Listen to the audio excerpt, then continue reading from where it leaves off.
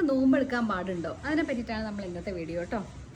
Generally ചോദിക്കുകയാണെങ്കിൽ ഗർഭിണികൾക്ക് നോമ്പെടുക്കാം, എടുക്കുന്നതിന് കുഴപ്പമൊന്നുമില്ല.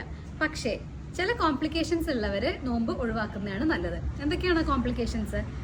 ഷുഗർ, പ്രഷർ, അതുപോലെ വളർച്ചക്കുറവ്, മുന്നത്തെ പ്രസവം, മാസം തികയാതെ പ്രസവിച്ചിട്ടുള്ള സ്ത്രീകൾ, ഇവരൊക്കെ നോമ്പെടുക്കാതിരിക്കുന്നതാണ് സേഫ്. ബാക്കിയുള്ളവർക്ക് ജനറലി നോമ്പെടുക്കുന്നതുകൊണ്ട് തെറ്റൊന്നുമില്ല. നോമ്പെടുക്കുമ്പോൾ നിങ്ങൾ ശ്രദ്ധിക്കേണ്ടതായിട്ടുള്ള കുറച്ച് കാര്യങ്ങൾ ഞാൻ പറഞ്ഞുതരാം. നോമ്പ് തുറക്കുമ്പം ധാരാളമായിട്ട് വെള്ളം കുടിക്കാനായിട്ടും എപ്പോഴും ഹൈഡ്രേറ്റഡ് ആയിട്ട് ഇരിക്കാനായിട്ടും ശ്രദ്ധിക്കുക. 3 മീൽസ് കമ്പൽസറി ആയിട്ടും നിങ്ങൾ എടുക്കണം.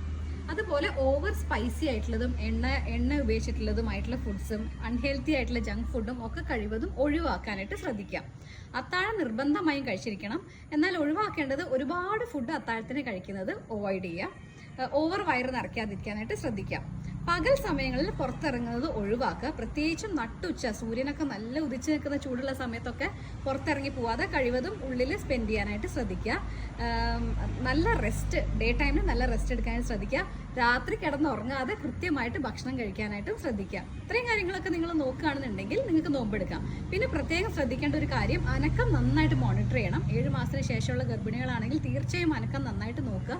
എന്തെങ്കിലും അനക്കക്കുറവുണ്ട് എന്നുണ്ടെങ്കിൽ ഭക്ഷണം കഴിക്കണം, അതുപോലെ ഡോക്ടറെ കാണുകയും ചെയ്യണം. നോമ്പെടുക്കുമ്പോൾ നിങ്ങൾക്ക് എന്തെങ്കിലും രീതിയിലുള്ള ബുദ്ധിമുട്ടുകൾ